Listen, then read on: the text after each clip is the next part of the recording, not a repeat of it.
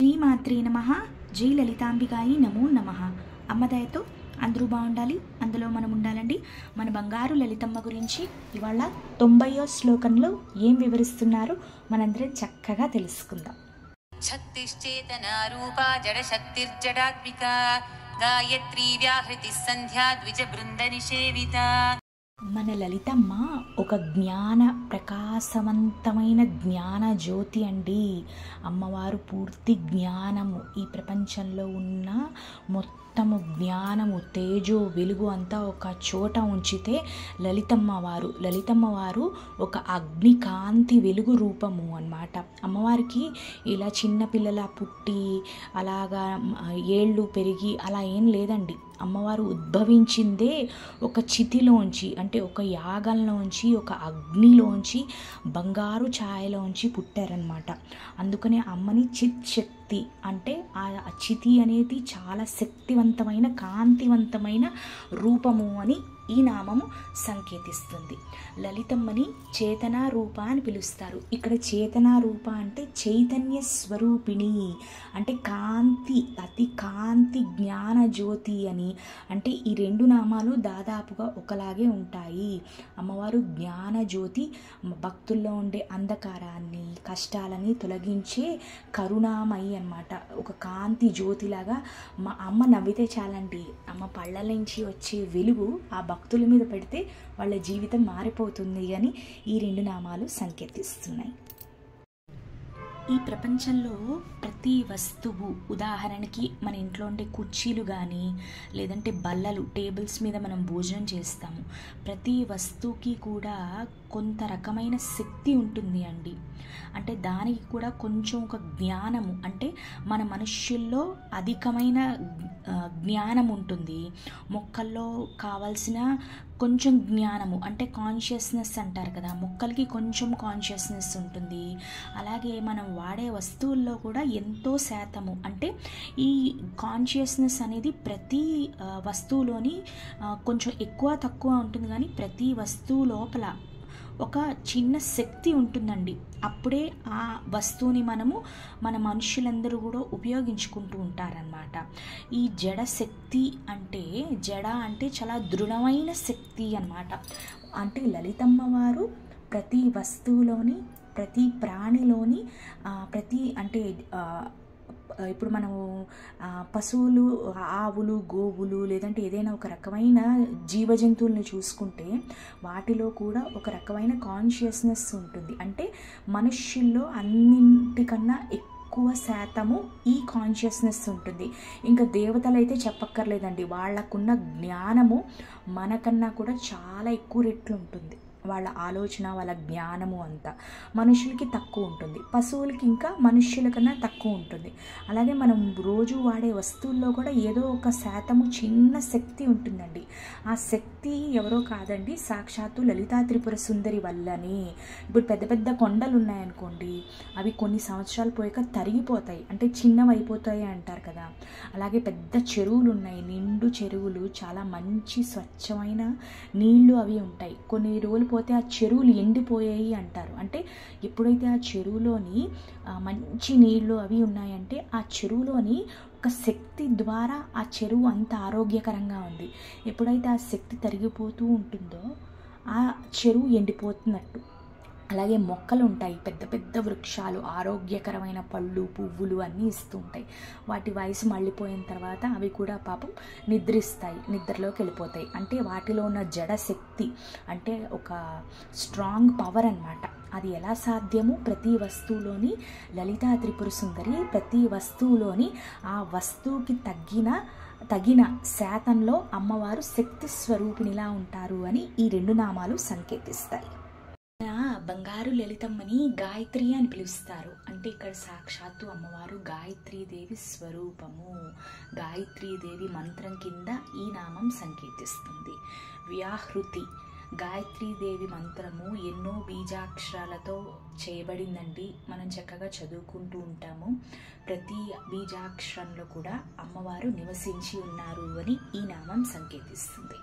లలితమ్మని సంధ్య అని పిలుస్తారు. సంధ్య అంటే ఇక్కడ త్రికాల పూజ అండి. రోజులో 3 కాలాలు 3 సమయాల్లో పూజించబడుతుంది అని.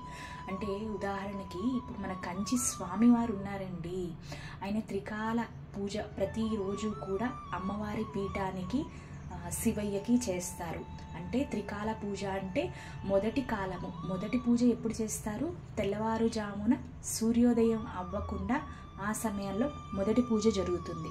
రెండో కాలం పూజ మధ్యాహ్నం 11:30 నుంచి 12:30 లోపులు, మధ్యాహ్నం 12:30 లోపల రెండో కాలం పూజ అండి. ఇదే సమయంలో మన ఇంట్లో రోజు కూడా మెడిటేషన్ చేసుకున్నా కూడా ఈ కాలం చాలా మంచిది అని సంకేతిస్తుంది. మూడో కాలం ఏంటి? సూర్యోదయం అయిపోయిన తర్వాత సాయంత్రం వేళలో కంచి స్వామివారు చక్కగా, అంటే కంచి స్వామివారు అయితే మా ఇంటికి వచ్చి ఒక 1 వీక్ ఉన్నారండి, పీఠం పట్టుకుని వచ్చారు. అప్పుడు మేము స్వామిని చాలా దగ్గరుండి చూసాము. అంటే ఇవన్నీ కూడా నాకు అప్పుడే తెలిసాయి. స్వామి మామూలు రోజుల్లో అయితే 3 కాలాలు, అంటే తెల్లవారుజామున, అలాగే 11:30 నుంచి 12:30 మధ్యలో, అలాగే సాయంత్రము సంధ్యా సమయము అంటే చీకటి వేళలో మళ్ళీ పూజ చేసేవారు మామూలు రోజుల్లో. పౌర్ణమి రోజు అయితే 2 సార్లే చేస్తారండి, అది ఉదయము రాత్రిపూట. సో ఇలాగా అమ్మవారిని 3 వేళల్లో దీన్నే సంధ్య అంటారు. ఈ త్రికాల పూజని సంధ్య కింద సంకేతిస్తుంది, అందుకని అమ్మవారిని సంధ్య అని పిలుస్తారు. లలితమ్మ ఎవరైతే గాయత్రి మంత్రాన్ని జపిస్తారో వాళ్ళంటే చాలా చాలా ఇష్టం అంటండి. అసలు మనుష్యులంట 2 సార్లు పుడతారంట. అది ఎలాగా? ఒకటి అమ్మ గర్భంలోంచి, రెండోసారి మగపిల్లలకి 8 సంవత్సరాలు వచ్చిన తర్వాత ఆ కన్నతండ్రి ఇంట్లో ఉపనయనము అంటే ఒడుగు కార్యక్రమము చేస్తారు కదా. 8 సంవత్సరాలు వచ్చిన తర్వాత వాళ్ళు అర్హులవుతారు ఈ ఒడుగు ఫంక్షన్ చేయడానికి. ఈ ఉపనయనము అనే కార్యక్రమంలో ఆ కన్నతండ్రి ఇంటి గురువుగారి ద్వారా ఆ కొడుకు చెవిలో గాయత్రి మంత్రాన్ని ఉపదేశిస్తారనమాట, చెప్తారు మొదటిసారి. అప్పటి నుంచి కూడా ఆ అబ్బాయి రోజు సంధ్యావందనము అలాగే గాయత్రి మంత్రంతో సంధ్యావందనాన్ని ఆచరిస్తారు. అంటే ఏ అబ్బాయిలు అయితే ఇలా ఈ ప్రక్రియని పాటిస్తారో మళ్ళీ ఆ గాయత్రి మంత్రంతో రెండోసారి పుట్టినట్టు అని ఈ నామం సంకేతిస్తుంది. మొదటిది తల్లి గర్భంలోంచి పుట్టినప్పుడు, 2 గాయత్రి మంత్రము నేర్చుకుని రోజు సంధ్యావందనము అంటే గాయత్రి మంత్రం ఉపదేశము ఉపనయన రోజు చేస్తారు చూడండి, మళ్ళీ ఆ అబ్బాయి రెండోసారి పుడతారు అని ఈ నామం సంకేతిస్తుంది.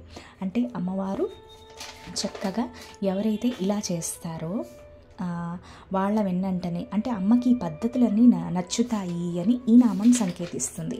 ఈ 90వ శ్లోకం మనం చూసుకుంటే కూడా కొంచెం గాయత్రీ దేవి స్వరూపిణి అని, గాయత్రి మంత్రంలో ఉండే బీజాక్షరాల్లో అమ్మవారు ఉంటారు అని, త్రికాల సంధ్యలో అమ్మవారికి పూజలు జరుగుతాయి అని, అలాగే ఉపనయనం అప్పుడు గాయత్రి మంత్రము ఉపదేశం ఎవరైతే తీసుకుంటారో, అంటే ఈ 90వ శ్లోకంలో ఎక్కువ గాయత్రి మంత్రం తాలూకా విశిష్టత వివరణ మనకి వివరిస్తున్నారండి. దీంతో 90వ శ్లోకం తాలూకా అర్థం అయిపోయిందండి. మీ అందరికీ నచ్చితే తప్పకుండా లైక్ చేయండి, కొత్త వాళ్ళు సబ్స్క్రైబ్ చేసుకోండి. రేపటి నుంచి అంటే 26 జూన్ గురువారం నుంచి వారాహి నవరాత్రులు ప్రారంభమవుతున్నాయి. నేను ఈ 10 రోజులు కొంచెం బిజీగా ఉంటాను, అందుకని లలితా సహస్రనామం తాలూకా శ్లోకాలు మనము నవరాత్రులు అయిపోయిన తర్వాత మళ్ళీ కొనసాగుదాము. ఇంకొక సంతోషకరమైన విషయం ఏంటంటే ఈ రోజుతో మనము 90 శ్లోకాలు తాలూకా అర్థాలు చక్కగా పూర్తి చేసుకున్నామండి. అంటే మన సగ ప్రయాణము చక్కగా అయిపోయింది. అమ్మవారి దయతోనే ఏ పనైనా సాధ్యం కాబట్టి ఈ అన్ని శ్లోకాలు కూడా అమ్మ పాదాల వద్దనే అమ్మకి సమర్పించుకుంటూ సర్వం శ్రీ లలితార్పణమస్తు. చక్కగా మీరందరూ కూడా వారాహి నవరాత్రులు అస్సలు ఆలోచించకుండా ఎలాంటి డౌటు లేకుండా చేసుకోండి. నేను మళ్ళీ మీ అందరినీ రేపు కలుస్తాను. రేపటి నుంచి మనందరం కలిసి చక్కగా వారాహి నవరాత్రులు కలిసిమెలిసి చేసుకుందాము. అమ్మ వచ్చేస్తున్నారు. అమ్మ అతి శక్తివంతమైన రోజులు కాబట్టి మనందరం రేపు కలుద్దాము. శ్రీమాత్రే నమః. Thank you so much. సర్వం శ్రీ లలితార్పణమస్తు.